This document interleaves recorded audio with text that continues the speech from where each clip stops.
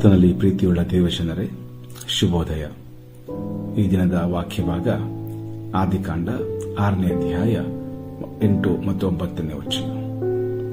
ಅಲ್ಲಿ ಆದರೆ ನೋಹನು ಕರ್ತನ ದೃಷ್ಟಿಯಲ್ಲಿ ಕೃಪೆಯನ್ನ ಕಂಡುಕೊಂಡನು ಎಂಬುದಾಗಿ ಬರೆಯಲ್ಪಟ್ಟಿದೆ.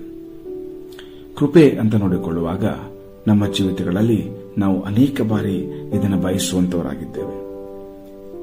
ಪ್ರತಿದಿನ ನಾವು ಪ್ರಾರ್ಥನೆ ಮಾಡುವಾಗ ದೇವರ ಕೃಪೆಗಾಗಿ ನಾವು ಆತನಿಗೆ ಸ್ತೋತ್ರ ಸಲ್ಲಿಸುತ್ತೇವೆ.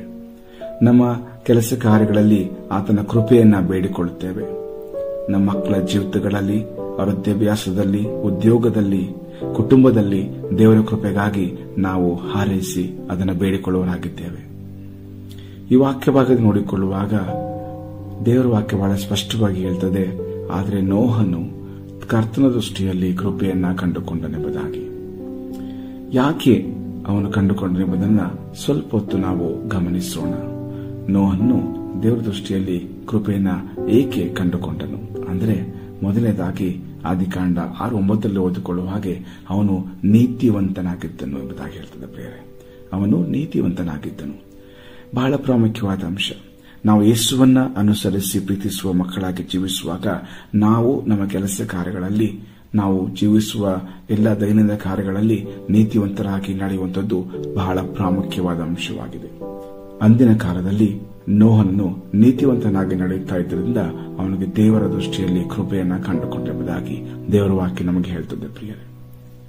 ಎರಡನೇ ಅಂಶ ನೋಡಿಕೊಳ್ಳುವಾಗ ಅದೇ 6:9 ಅವನು ತನ್ನ ಕಾಲದವರಲ್ಲಿ ತಪ್ಪಿಲ್ಲದವನೂ ಆಗಿದ್ದನೆಂಬುದಾಗಿ ದೇವರ ವಾಕ್ಯ ಹೇಳ್ತದೆ ಪ್ರಿಯರೇ.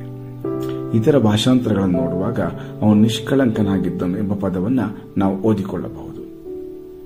ಅವನು ಖಂಡಿತವಾಗಿಯೂ ಪಾಪರಹಿತನಂತೂ ಅಲ್ಲ, ಆದರೆ ಅವನಲ್ಲಿ ಎದ್ದು ಕಾಣುವಂತಹ ಸ್ಪಷ್ಟವಾದಂತಹ ಯಾವ ದೋಷಗಳು ಇರಲಿಲ್ಲ ಎಂಬುದಾಗಿ ನಾವು ಇದನ್ನು ಅರ್ಥ ಮಾಡಿಕೊಳ್ಳಬಹುದು. ಅವನು ಅಂದಿನ ಜನರಲ್ಲಿ ಬಹಳಷ್ಟು ಉನ್ನತವಾದಂತಹ ನೈತಿಕ ಸಮಗ್ರತೆಯನ್ನ ಹೊಂದಿದಂತಹ ವ್ಯಕ್ತಿಯಾಗಿದ್ದನು ಎಂದು ನಾವು ಹೇಳಬಹುದು. ಮೂರನೇ ಅಂಶ ಅದೇ ಆದಿಕಾಂಡ 6:9 ನೋಡಿಕೊಳ್ಳುವ ಹಾಗೆ ಅವನು ದೇವರೊಂದಿಗೆ ಅನ್ಯೋನ್ಯವಾಗಿ ನಡೆದುಕೊಂಡನು ಎಂಬುದಾಗಿ ನೋಡ್ತೇವೆ ಪ್ರಿಯರೇ. ಅವನು ದೇವರೊಟ್ಟಿಗೆ ಪ್ರೀತಿಯಿಂದ ನಡೆದುಕೊಳ್ಳುತ್ತಾ ಇದ್ದರಿಂದ, ವಿಧೇಯನಾಗಿ ಇದ್ದದ್ದರಿಂದ ದೇವರ ಕೃಪೆ ಅವನಿಗೆ ದೊರೆಯಿತೆಂಬುದಾಗಿ ನಮಗೆ ಗೊತ್ತಾಗ್ತದೆ. ಅವನು ತನ್ನ ಸದಾಚಾರ ಅದರ ಸಮಗ್ರತೆಯನ್ನ ಈ ರೀತಿಯಾಗಿ ವ್ಯಕ್ತಪಡಿಸಿದ್ದನು. ಆದಿಕಾಂಡ 5ನೇ ಅಧ್ಯಾಯ 24 ನಾವು ನೋಡುವಂತೆ ದೇವರೊಂದಿಗೆ ನಡೆಯುವಾಗ ಅವನು ತನ್ನ ಮುತ್ತಜ್ಜನಾದ ಹನೋಕನ ಮಾದರಿಯನ್ನ ಅನುಸರಣೆ ಮಾಡಿದನೆಂಬುದಾಗಿ ನಾವು ಅರ್ಥ ಮಾಡಿಕೊಳ್ಳಬಹುದು. ನಮಗೆ ಗೊತ್ತಿರುವ ಹಾಗೆ ಹನೋಕನು ಕೂಡ ದೇವರೊಟ್ಟಿಗೆ ಅನ್ಯೋನ್ಯವಾಗಿ ನಡೆಯುತ್ತಾ ಇದ್ದರಿಂದ ಅವನು ಕಾಣದೆ ಹೋದನು ಅಥವಾ ಎತ್ತಲ್ಪಟ್ಟನೆಂಬುದಾಗಿ ನಾವು ಅರ್ಥ ಮಾಡಿಕೊಳ್ಳುತ್ತೇವೆ ದೇವರ ವಾಕ್ಯದಿಂದ. ಹಾಗೆಯೇ ನೋಹನು ಕೂಡ ತನ್ನ ಮುತ್ತಜ್ಜನಾಗಿ ದೇವರೊಟ್ಟಿಗೆ ಅನ್ಯೋನ್ಯವಾಗಿ ನಡೆದದ್ದರಿಂದ ದೇವರ ಕೃಪೆ ಅವನಿಗೆ ಲಭ್ಯವಾಯಿತು ಪ್ರಿಯರೇ. ಇನ್ನು 4ನೇ ಅಂಶ ಆದಿಕಾಂಡ 6ನೇ ಅಧ್ಯಾಯ 22 ಮುಂದಕ್ಕೆ ಓದಿಕೊಳ್ಳುವ ಗೊತ್ತಾಗ್ತದೆ, ಅವನು ದೇವರು ಅಪ್ಪಣೆ ಕೊಟ್ಟ ಪ್ರಕಾರವೇ ಎಲ್ಲವನ್ನೂ ಮಾಡಿದನೆಂಬುದಾಗಿ ನಾವು ನೋಡ್ತೇವೆ ಪ್ರಿಯರೇ. ದೇವರ ವಾಕ್ಯದಲ್ಲಿ ಇದನ್ನು 2 ಬಾರಿ ಒತ್ತಿ ಹೇಳಲಾಗಿದೆ. ಆದಿಕಾಂಡ 6:22 ಮತ್ತು ಆದಿಕಾಂಡ 7:5ನೇ ವರ್ಷದಲ್ಲಿ ಇದನ್ನು ಹೇಳಲಾಗಿದೆ ಪ್ರಿಯರೇ. ಅಂದರೆ ನೋಹನನ ಈ ವಿಧೇಯತೆಯು ನಂಬಿಕೆಯಿಂದ ಬಂದಿತ್ತು ಎಂಬುದಾಗಿ ನಾವು ಇಬ್ರಿಯರ ಪತ್ರಿಕೆಯಲ್ಲಿ ಓದಿಕೊಳ್ಳುತ್ತೇವೆ, ಇಬ್ರಿಯ 11:7. ಹಾಗಾಗಿ ದೇವರು ಅಪ್ಪಣೆ ಕೊಟ್ಟ ಪ್ರಕಾರವೇ ನೋಹನನ್ನು ಮಾಡಿದನು. ಅಂದರೆ ನೋಹನನ್ನು ದೇವರಿಗೆ ಸಂಪೂರ್ಣವಾಗಿ ವಿಧೇಯನಾಗಿದ್ದನೆಂಬುದನ್ನು ನಾವು ಇಲ್ಲಿ ಕಲಿತುಕೊಳ್ಳಬಹುದು ಪ್ರಿಯರೇ. ಹಾಗೆ ವಿಧೇಯತೆ ಇದ್ದ ಕಾರಣಕ್ಕೋಸ್ಕರವಾಗಿಯೇ ದೇವರ ಕೃಪೆಯು ಅವನಿಗೆ ಲಭ್ಯವಾಯಿತೆಂಬುದಾಗಿ ನಾವು ಅರ್ಥ ಮಾಡಿಕೊಳ್ಳಬಹುದು. ಮತ್ತು 5ನೇ ಅಂಶ 2 ಪೇತ್ರ 2ನೇ ಅಧ್ಯಾಯ 5ನೇ ವಚನದಲ್ಲಿ ಬಹಳ ಚಂದವಾಗಿ ನೋಹನ ಬಗ್ಗೆ ಬರೆಯಲ್ಪಟ್ಟಿದೆ ಪ್ರಿಯರೇ. ಅವನು ನೋಹನನ್ನು ಸುನೀತಿಯನ್ನು ಸಾರುವವನಾಗಿದ್ದನೆಂಬುದಾಗಿ ಬರೆಯಲ್ಪಟ್ಟಿದೆ. ಅಂದರೆ ಇಡೀ ಲೋಕ, ಅಂದಿನ ಲೋಕ ನಾಶವಾಗಬಾರದು ಎಂಬ ಉದ್ದೇಶದಿಂದ ಅವನು ನಾವೇನು ಕಟ್ಟುತ್ತಾ ಇರುವ ಸಮಯದಲ್ಲಿಯೇ, ಎಲ್ಲವನ್ನ ಕೂಡಿಸುತ್ತಾ ಇದ್ದ ಸಮಯದಲ್ಲಿಯೇ ಅವನು ಬಿಡುವು ಮಾಡಿಕೊಂಡು ಅಲ್ಲಿದ್ದ ಎಲ್ಲಾ ಜನರಿಗೆ ಸುನೀತಿಯ ಸುವಾರ್ತೆಯನ್ನ ಸಾರಿದನೆಂಬುದಾಗಿ ದೇವರ ವಾಕ್ಯ ನಮಗೆ ಹೇಳ್ತದೆ ಪ್ರಿಯರೇ. ಅವನು ತಾನಾಗಿ ನೀತಿವಂತ ಜೀವಿತವನ್ನ ನಡೆಸಿದ್ದಷ್ಟೇ ಅಲ್ಲದೆ ಅವನು ಮತ್ತೊಬ್ಬರನ್ನೂ ಸಹ ಸುನೀತಿಗೆ ನಡೆಸಲಿಕ್ಕೆ ಅವನ ಸುವಾರ್ತೆಯನ್ನ ಸಾರಿದನೆಂಬುದಾಗಿ ದೇವರ ವಾಕ್ಯ ನಮಗೆ ಹೇಳ್ತದೆ ಪ್ರಿಯರೇ.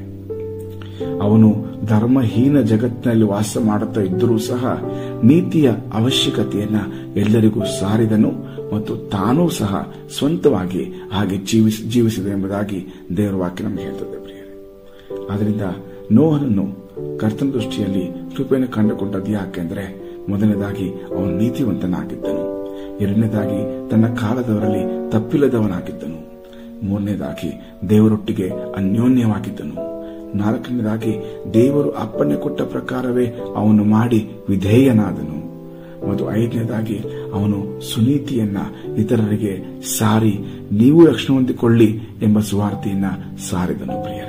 ಪ್ರಿಯರೇ, ಒಂದು ವೇಳೆ ನೀವು ಇನ್ನೂ ದೇವರ ಕೃಪೆಯನ್ನು ಕಂಡುಕೊಳ್ಳದಿದ್ದರೆ ಅಥವಾ ನಿಮ್ಮ ಪಾಪಗಳ ಪರಿಹಾರಕ್ಕಾಗಿ ಪಶ್ಚಾತ್ತಾಪ ಪಡುವ ಮೂಲಕ ದೇವರ ದೃಷ್ಟಿಯಲ್ಲಿ ಏಕೆ ದಯೆಯನ್ನ ಕೃಪೆಯನ್ನ ಪಡೆಯಬಾರದು? ಹಾಗೆ ಮಾಡುವಾಗ ಹೊಸ ಆಕಾಶ ಮತ್ತು ಹೊಸ ಭೂಮಿಯನ್ನು ಪ್ರಾರಂಭಿಸುವ ದೇವರ ಬರುವಿಕೆಯನ್ನು ನಾವು ಸಂತೋಷದಿಂದ ಎದ್ದು ನೋಡಬಹುದಲ್ಲವೇ? ಹಾಗಾದರೆ ಬನ್ನಿ, ಕರ್ತನ ಕೃಪೆಗೆ ಪಾತ್ರರಾಗೋಣ, ನೀತಿಯ ಜೀವಿತವನ್ನು ಜೀವಿಸುವ ಕ್ರಿಸ್ತನ ಮಕ್ಕಳಾಗಿ ಬಾಳೋಣ. ಆತನಿಗೆ ನಮ್ಮ ಜೀವಿತಗಳಲ್ಲಿ ಮಹಿಮೆ ಉಂಟಾಗಲಿ. ದೇವರ ವಾಕ್ಯಗಳನ್ನು ಆಶೀರ್ವದಿಸಲಿ. ಆಮೇನ್. ಈ ಕಾರ್ಯಕ್ರಮದ ಬಗ್ಗೆ ನಿಮ್ಮ ಅಭಿಪ್ರಾಯ, ಸಲಹೆಗಳು ಹಾಗೂ ಯಾವುದೇ ಪ್ರಾರ್ಥನಾ ಮನವಿಗಳಿದ್ದಲ್ಲಿ ನಮ್ಮ ದೂರವಾಣಿ ಸಂಖ್ಯೆಗೆ ನೀವು ಕರೆ ಮಾಡಬಹುದು. ನಮ್ಮ ದೂರವಾಣಿ ಸಂಖ್ಯೆ 9902606453. ನಿಮ್ಮ ಅಭಿಪ್ರಾಯಗಳನ್ನು ಇಮೇಲ್ ಮೂಲಕವೂ ನಮಗೆ ತಿಳಿಸಬಹುದು. ನಮ್ಮ ಇಮೇಲ್ ಐಡಿ info@fibaonline.org. ವಂದನೆಗಳು.